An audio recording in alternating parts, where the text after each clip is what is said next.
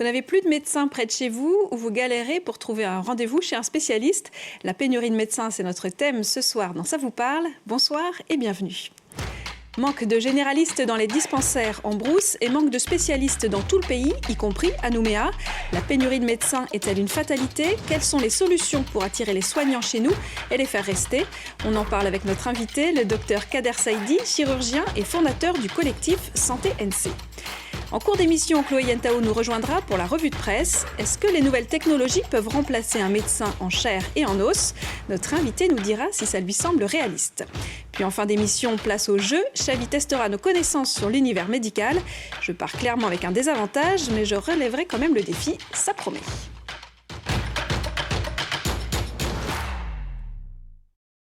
Bonsoir Kader Saïdi. Bonsoir. Alors le manque de médecins est un sujet qui revient régulièrement dans nos JT depuis plusieurs semaines. Il inquiète les patients mais aussi les professionnels. Vous êtes chirurgien, urologue. Aujourd'hui, comment cette pénurie impacte votre activité au quotidien? Bien, la pénurie, elle se fait ressentir notamment dans certains secteurs ciblés, comme la cardiologie, la psychiatrie et en brousse, et dans le nord et dans les îles. Sur le reste du territoire, on peut encore trouver des médecins généralistes et des médecins spécialistes, donc il faut quand même rassurer les gens, ils vont continuer à être soignés. On est bien soigné en Nouvelle-Calédonie, on est même bien loti. La question, c'est il faut que ça continue comme ça, et puis surtout, il va falloir répondre aux questions des problématiques ciblées de certaines spécialités, des médecins généralistes qui n'arrivent pas à trouver de remplaçants, et des problématiques en dehors de Nouméa et dans les zones périurbaines. Donc aujourd'hui, vous, votre agenda, il n'est pas forcément impacté par ce manque des autres spécialités? Il va l'être forcément, parce que moi, si je mets quelqu'un au bloc opératoire et qu'il lui faut une consultation cardiologique ou un examen, par exemple une coronarographie pour être opéré, on sait qu'il y a un problème critique en cardiologie, il ne pourra pas avoir cet examen, donc il va y avoir des répercussions. Voilà, il va y avoir des répercussions. Les vraies problématiques sont ciblées. Les autorités ainsi que les personnels médicaux essayent de trouver des solutions à court terme pour répondre à la crise. Mais après, il faudra répondre au vrai problème de fond, qui est un problème d'attractivité du territoire, des médecins, mais pas que. On va en parler justement. Alors je le disais dans le sommaire, on manque de généralistes en brousse et de spécialistes partout. On va d'abord parler des dispensaires qui manquent de médecins, soit temporairement en raison de congés du personnel en poste, soit pour une longue période car les postes ne sont pas pourvus.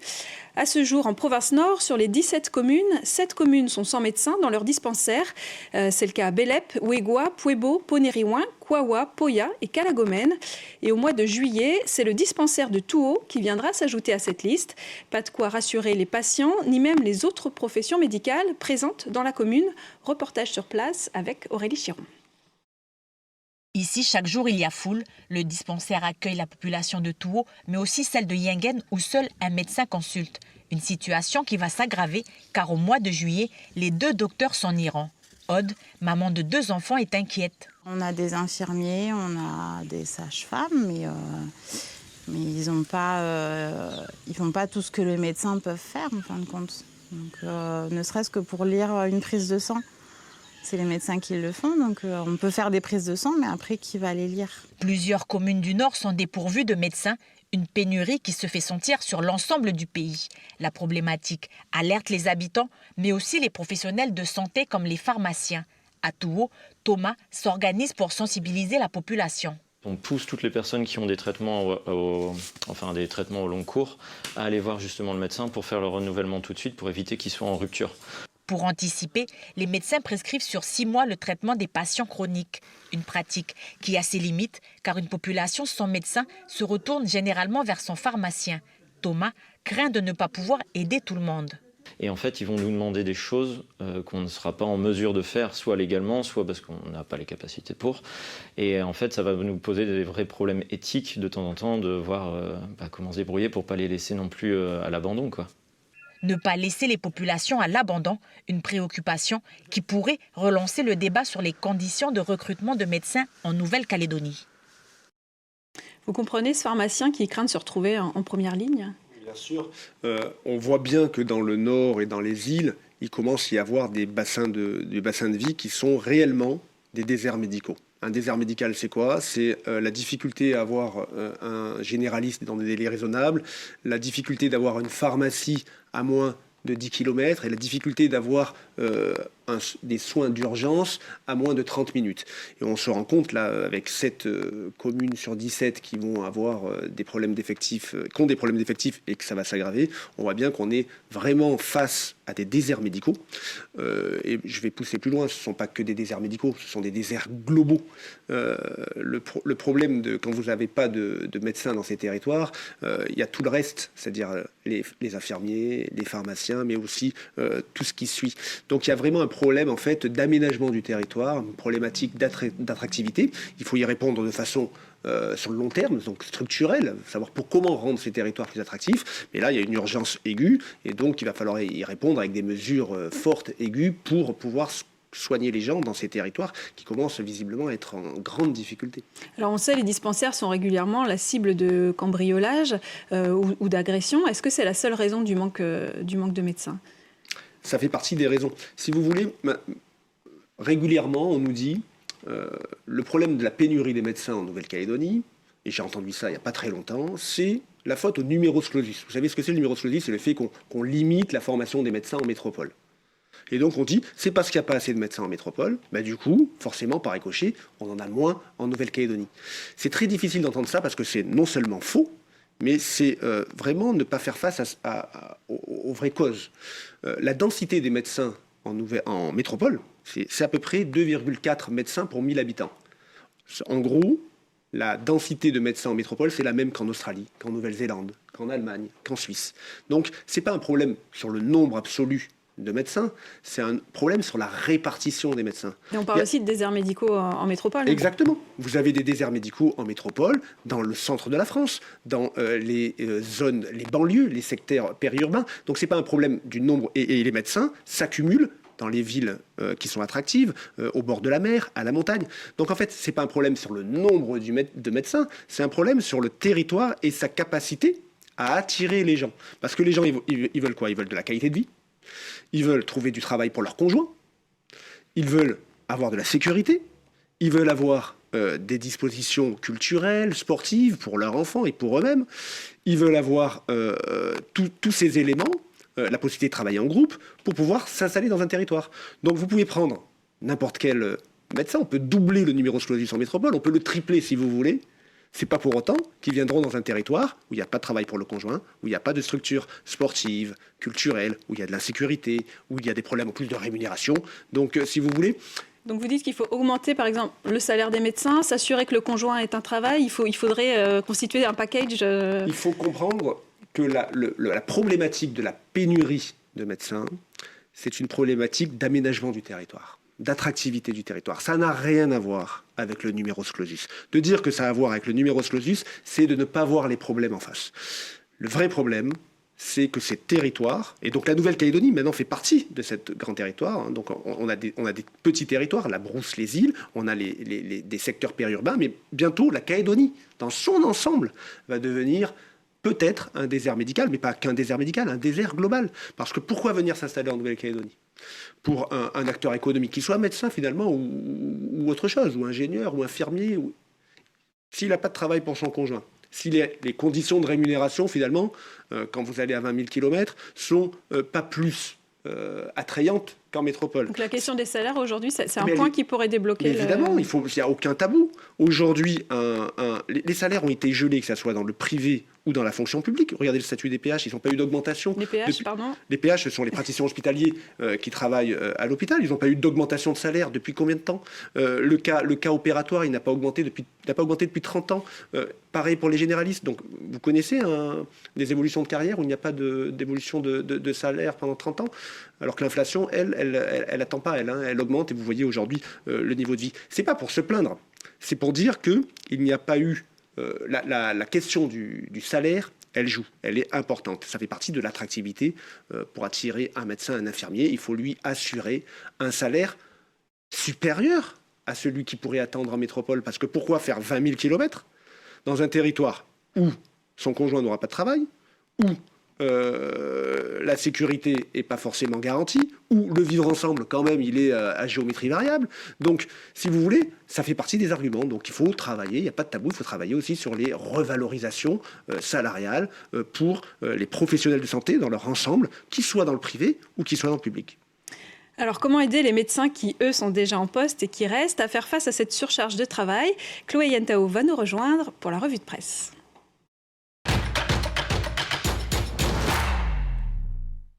Bonsoir. Bonsoir Chloé. Alors tu as trouvé des solutions du côté des nouvelles technologies. Et oui, les innovations technologiques sont de plus en plus présentes dans le secteur médical. Donc on parle de e-santé, de robots chirurgiens, de téléconsultation, télémédecine, autant de termes qui sont aujourd'hui dans notre vocabulaire. Et donc de toute évidence, les nouvelles technologies pourraient, alors peut-être pas pallier complètement le manque de médecins, mais en tout cas être un outil bien pratique pour suivre notre santé au quotidien, comme cette application, qui est donc une application qui enregistre et qui analyse le son et la fréquence de votre pouls, comme le reportait en octobre dernier ce quotidien national américain The Wall Street Journal. C'est une info qui a été relayée donc dans de nombreux médias, comme ici dans Cori, vous allez le voir apparaître, une verticale du magazine en ligne Slate.fr, qui est donc consacrée aux nouvelles technologies. Et donc le concept est simple, chaque maladie produit des symptômes, et lorsqu'il s'agit donc d'une affection qui touche les voies aériennes, le son de la toux diffère légèrement en fonction de ce qu'on a attrapé. Et donc pour un humain, apparemment, c'est assez complexe de faire la distinction entre ces différents sons, mais c'est tout à fait possible d'entraîner une intelligence artificielle spécialement pour ça. Et donc c'est Peter Small, qui est expert en tuberculose et qui est directeur médical de la start-up américaine appelée Hive, qui est à l'origine de cette application. Et ça s'appellerait l'acoustique épidémiologique. Alors comment ça marche? C'est une appli à télécharger donc sur son smartphone qui, grâce au micro du téléphone, va identifier et enregistrer le son et la fréquence surtout de votre toux. Donc les données sont ensuite envoyées sur un serveur cloud qui va analyser ces infos et qui seront transposées, enregistrées sur votre appli pour un suivi régulier de l'évolution de votre toux. Alors attention, cette appli, bien sûr, elle ne se substitue pas à une consultation médicale, elle ne vous donne pas de diagnostic, il s'agit bien d'un suivi qui mesure donc l'évolution de votre toux. C'est comme une appli de bien-être qui va mesurer vos calories ou le nombre de pas que vous faites tous les jours. Donc l'une des principales vocations qui est mise en avant par Hive, la start-up, c'est donc le dépistage de la tuberculose avec un coût moindre, un coût très faible en tout cas par patient. Et en cas de résultat positif, du coup, l'application pourrait aiguiller les patients vers un test en laboratoire et ça pourrait confirmer ou infirmer le diagnostic. Et donc, ça pourrait être un atout essentiel pour combattre dans les pays en voie de développement des maladies qui sont déjà éradiquées dans des pays développés. D'ailleurs, en 2020, des chercheurs du MIT avaient même réussi à distinguer les personnes symptomatiques et asymptomatiques au Covid grâce à des enregistrements de toux. Ça avait été reporté dans MIT News. Et pour rester du coup là dans la télémédecine, je vous propose qu'on revienne cette fois-ci au pays. En faisant mes recherches, je suis tombée sur 2 articles de NC La Première qui évoquaient l'utilisation de robots ici au pays en 2013 et qui permettaient à des médecins de consulter à distance. Donc il était question par exemple en avril 2013 d'un petit robot appelé Jazz qui était donc équipé de caméras et de micros et qui permettait à un médecin basé à Nouméa de consulter en direct ses patients qui étaient dialysés sur la côte Est.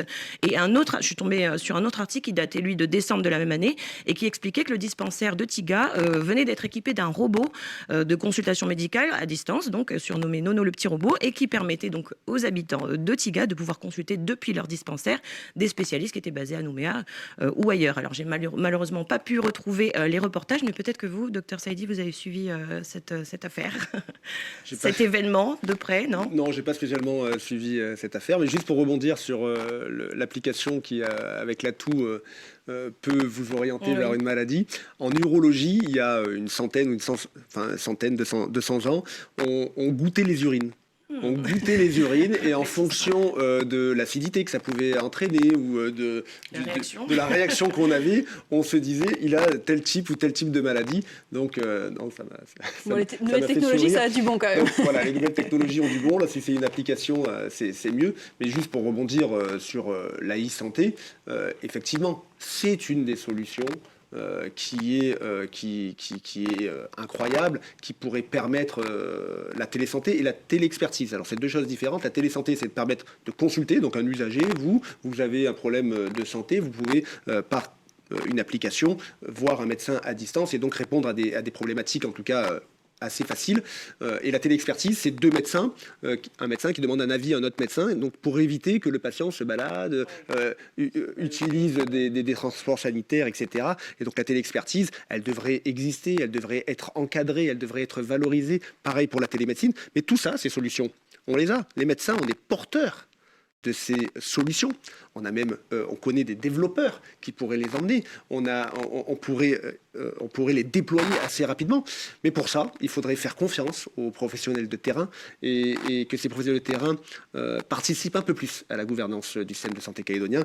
Parce qu'on a vu que ce passage qu'on va devoir faire avec un peu moins de médecins, avec une technologie qui avance, il ne pourra se faire qu'avec les professionnels de terrain, qui vraiment connaissent les problématiques et pourront les faire appliquer.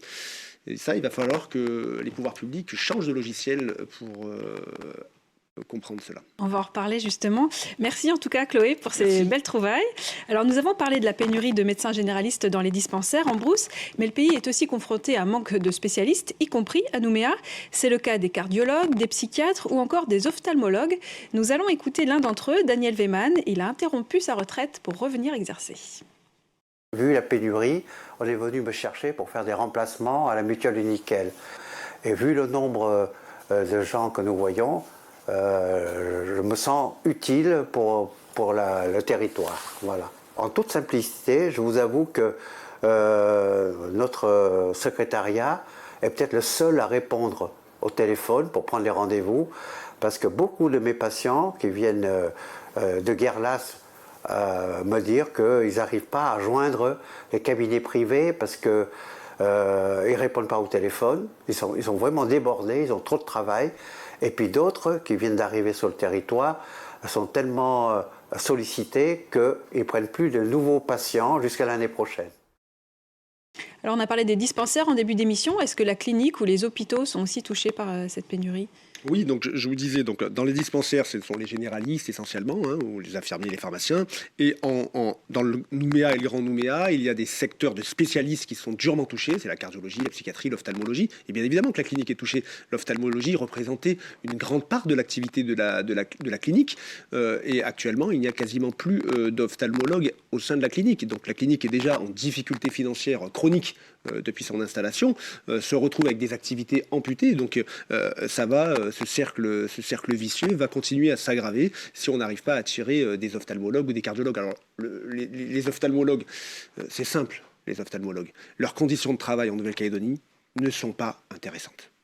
Un ophtalmologue, si vous voulez, en France, qui s'installe dans le libéral, qui a du secteur 2, c'est le secteur de dépassement d'honoraires, qui a des conditions de travail en groupe, des technologies parfaites, n'a pas vraiment d'intérêt à s'installer en Nouvelle-Calédonie avec une rémunération qui est fixée, figée et un travail solitaire. La cardiologie, c'est autre chose. La cardiologie, c'est essentiellement la coronarographie qui est menacée aujourd'hui. La coronarographie, c'est cet examen que vous devez faire pour voir si vos artères du cœur sont bouchées ou pas et si on peut mettre un petit ressort pour pouvoir vous traiter. Ça demande des compétences qui sont très très poussés et actuellement ils sont 6 cardiologues au Midipôle à assurer cette activité. Ils ont tous déposé leur démission, vous le savez, hein, c'est pas un secret. Certains quittent le territoire pour diverses raisons, dont certaines qu'on a probablement évoquées, et puis deux, il me semble, qui sont en fin de contrat. Donc, à voir maintenant si cette activité de coronarographie pourra être continuée. C'est sûr que si elle n'est pas continuée, non seulement il va y avoir une menace pour la santé des patients au niveau cardiaque, mais ça va y avoir par répercussion au niveau des bilans préopératoires, etc. Il y aura vraiment des répercussions qui seront très importantes. Il faut savoir que non seulement cette activité de coronarographie est essentielle pour la santé des Calédoniens, mais que vous ne pourrez pas attirer des cardiologues sur le territoire si en plus il n'y a pas cet examen de coronarographie. Personne ne veut s'installer s'il n'a pas les outils. Alors, on va essayer justement de se tourner du côté des solutions, voir s'il y en a qui sont envisageables à mettre en place rapidement. Tout d'abord, vous avez créé un collectif Santé NC pour mobiliser sur ce sujet, entre autres, mais aussi sur une réforme plus globale du système de santé. Au début du mois, vous avez lancé un appel avec une centaine de confrères et consoeurs. Quelles sont les réponses que vous avez obtenues ? Eh bien, il n'y a pas de réponse. Il y a un silence, mais un silence qu'on a entendu. Un silence qu'on a entendu, et qu'on a analysé, qui montre encore une fois la difficulté pour les pouvoirs publics d'intégrer les professionnels de terrain, qu'ils soient les professionnels de santé, que ce soit les offreurs de soins, que ce soit les usagers, les collectifs d'usagers, cette difficulté de les intégrer dans la gouvernance de la santé.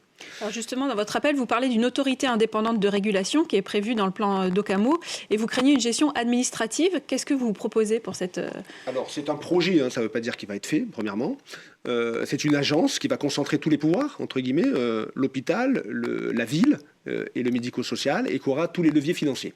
Et ça sera aux mains d'un directeur qui va fixer, qui dira je fixe tel tarif, telle installation de travail, je ferme tant de lits, etc.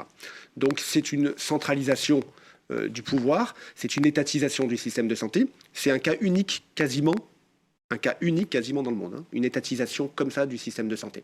Donc évidemment, on ne laissera pas faire cela. Et il faut absolument de la démocratie sanitaire. Il ne faut pas que les décisions de la santé soient prises soit que par des membres des partenaires sociaux, ou soit que par des hauts fonctionnaires. Il faut que les usagers, il faut que les représentants des associations, il faut que les représentants des professionnels de santé participent à la décision, parce que c'est ensemble qu'on arrivera à trouver des solutions pour rendre la Nouvelle-Calédonie attractive comme elle était il y a 20 ans. Moi, quand je suis arrivé il y a un peu plus de 20 ans, le territoire était vraiment attractif, et je vois depuis 20 ans la déliquescence de l'attractivité, le manque de visibilité, l'incertitude chronique, ça pèse. Je peux vous dire, moi le premier, ça me pèse. Il n'y a peut-être pas un mois où je me dis mais est-ce que tu vois encore ton avenir ici après 20 ans, et alors que mes enfants sont nés en Nouvelle-Calédonie, je me pose plein de questions. Et donc il y a une problématique, il faut attirer des nouveaux, mais il faut aussi penser à ceux qui sont ici pour qu'ils restent aussi. Alors, il y a un peu plus d'un an, le CESE, le Conseil économique, social et environnemental, avait examiné une proposition de loi de pays permettant aux médecins, chirurgiens dentistes et sages-femmes exerçant en Australie, en Nouvelle-Zélande ou à Fidji de venir travailler sur le territoire. Le CESE avait donné un avis favorable à ce projet de loi. Alors, nous avons sollicité le gouvernement pour savoir où en était ce texte, mais nous n'avons pas eu de réponse à ce jour. Est-ce que ça vous semble une piste intéressante, les médecins étrangers en Calédonie ? Je vais vous répondre franchement. Déjà, avec le système donc, de médecins français qu'on a aujourd'hui en Nouvelle-Calédonie, vous avez une certaine classe de Calédoniens qui continuent à se faire soigner à l'étranger, pour les raisons qui leur appartiennent. Imaginez demain, dans un territoire où on n'aura pas réussi à garder nos médecins français, et qu'on va recruter, alors il ne faut pas rêver, vous n'allez pas recruter des Australiens ou des Néo-Zélandais avec des salaires qui seront moins importants que chez eux et avec une qualité de vie, on parle toujours de la même chose, de l'attractivité du territoire, donc ça il faut oublier. Vous allez recruter dans quoi ? Dans des pays où les médecins vont fuir soit leur misère, soit la guerre, soit des conditions effroyables pour venir en Nouvelle-Calédonie, parce que ça sera toujours mieux. Dans ces pays, sans les critiquer, l'exigence pour être professionnel de santé est moins importante que dans les pays comme l'Australie, la Nouvelle-Zélande ou la France. Donc imaginez, il y aura un système à deux vitesses. C'est-à-dire qu'il y aura des gens qui seront soignés par ces gens-là sans aucune critique, puis des gens qui iront se faire soigner à l'étranger. C'est ça qu'on veut pour la Calédonie ? Alors, autre piste envisagée par le gouvernement il y a 2 ans, celle d'une profession intermédiaire entre les infirmiers et les médecins, des super infirmiers en quelque sorte. Une formation serait mise en place en Calédonie pour les infirmiers diplômés d'État avec 3 ans d'expérience. Cette formation de 2 ans serait dispensée à l'Université de la Nouvelle-Calédonie sous le contrôle de l'Université de Paris-Sorbonne. Cette qualification professionnelle existe déjà en métropole. Alors j'ai contacté l'UNC qui confirme qu'elle travaille toujours à la création de cette nouvelle formation de niveau master. Et la loi permettant la création de ce nouveau diplôme a d'ailleurs été étendu à la Nouvelle-Calédonie en décembre dernier. C'est donc tout récent. Vous en pensez quoi, Kader Saïdi ? Écoutez, moi je pense que ça peut être une très bonne solution. Pareil pour la télémédecine, pareil pour la téléexpertise, c'est-à-dire d'utiliser les ressources. On a les ressources. Voilà. Il faut bien comprendre ça. C'est-à-dire qu'on a les ressources pour pouvoir rendre le territoire attractif en santé, pour pouvoir sauvegarder notre système de santé. Il faut juste faire un peu plus confiance aux médecins pour changer ce logiciel qui est permanent de contrôler les dépenses. C'est l'obnubilation des pouvoirs publics, c'est de se dire il faut limiter les dépenses. On est perçu comme une dépense. Tant qu'on ne change pas de logiciel, on n'améliorera pas la santé des Calédoniens et on ne rendra pas le territoire plus attractif. Merci Kader Saïdi. Cette émission touche à sa fin, mais avant de se quitter, on va jouer. C'est la chronique des Chavis.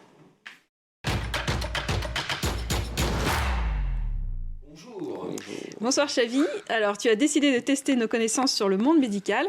Bon, je pars avec un handicap, mais on va quand même tester. Ça va aller, un petit peu de légèreté dans ces sujets gravissimes, bien sûr. On va essayer d'en rire un peu. Alors, avec des questions un petit peu techniques, mais normalement, tu devrais pouvoir t'en sortir, Blandine. C'est parti avec la première question. J'ai appelé ça le Medi-Quiz. Voilà, c'est pas très original. Qu'est-ce que la potomanie ? Est-ce que vous voulez vous lancer ? Est-ce qu'on d'abord on écoute la réponse un peu moi, je veux plus bien des innocente, suggestions quand même. Parce un peu que... plus innocente de Blandine. Est-ce que c'est de se prendre tous les poteaux que l'on peut croiser, les poteaux électriques, les poteaux ? Est-ce que c'est une obsession à ne s'alimenter qu'avec des potages ? J'adore ça. Ou un besoin incontrôlable de boire de l'eau ? Alors, la moins farfelue, je dirais la troisième. Ouais, elles étaient trop farfelues. Bien joué, Blandine. Première bonne réponse pour Blandine. Félicitations. Tu vas pouvoir le faire tout seul. Je vous ai laissé aucune chance, là. Ce quiz. Attention, Blandine, qu'est-ce que la stomatologie ? 3 propositions. Est-ce que c'est la médecine des maladies de la tomate ? Est-ce que c'est la médecine des maladies de la bouche ? Ou alors est-ce que c'est la médecine des maladies de l'estomac, la stomatologie ? Alors, stomatologie, estomac, Ah, il y a un indice quand piège. même. Hein. J'ai Non, réussi c'est mon pas piège. ça. Non, c'est la bouche. C'est vrai C'est dans la bouche. Ah, ouais, bien joué. Attention, ça fait 1 sur 2 déjà, c'est pas mal. Hein. Vous pourrez peut-être combler le désert médical, Blandine. À qui doit-on l'expression crétin des Alpes ? Est-ce qu'on la doit à certains habitants des Alpes européennes ? Est-ce qu'on la doit au capitaine Haddock ? Ou est-ce qu'on la doit au premier asile de France inauguré dans les Alpes au XVIIIe siècle ? Alors, la troisième me semble plus probable, mais vous savez, vous ? Ah non, Non, là, je suis piégé. Ah ouais, Ah, c'est voilà. vrai. Ah ouais, bravo. Alors, eh bien, c'est certains habitants des Alpes européennes. Il y avait un manque d'iode dans leur alimentation, un manque de sel, puisqu'ils étaient en haute montagne. Et du coup, ils développaient des kystes énormes au niveau du cou et aussi des retards mentaux. Donc voilà la fameuse expression crétin des Alpes popularisée par le capitaine Haddock au passage et par RG bien sûr. Eh bien voilà, on continue, ça fait une réponse sur 3, Blandine, attention.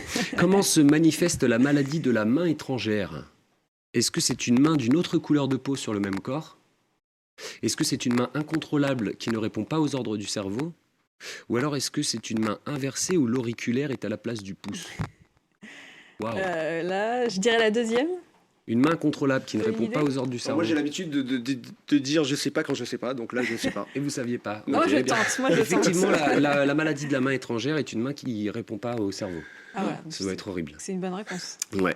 Bon bah voilà. On continue avec la dernière question. Alors, une question à vérifier. Hein. J'ai fait toutes mes recherches possibles et imaginables, mais la personne est décédée depuis longtemps. On se pose toujours la question de qui vit le plus longtemps. Forcément, ça ne peut être qu'un médecin, puisqu'il a toutes les bonnes réponses pour son corps.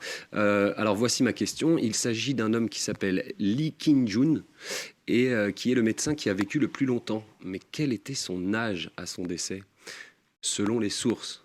Est-ce que c'était 156, 256 ou 356 ans ? Alors là, je dirais 156, ça me semble déjà pas mal. Oui, Ouais, ça fait c'est déjà déjà énorme, hein. plus que Jeanne Ouais. Calment, le record français. Et non, il s'agit de 256 ans. Alors, c'est à vérifier. Le Times l'a fait en 1933. Sachez que c'était un herboriste chinois et que ça pourrait être plausible selon certaines personnes. Donc, à vérifier. Je vous On laisse aller taper vérifiera, son nom que je ne vais pas épeler tout de suite sur le plateau sur Internet. Ok, merci Chavi. Merci à Alors, vous. je me Bravo, coucherai moins Blandine. bête Quand ce même, elle s'en soir, est bien quand même. sortie. Ouais, voilà. Merci en tout cas d'être venu Merci. sur le plateau Merci de à Ça vous. vous parle. Merci. Merci Chavi, c'est la fin de cette émission. Merci à vous à la maison de nous avoir suivis. La soirée continue à 19h55. Retrouvez votre série Vision. Bonne soirée sur Calédonia.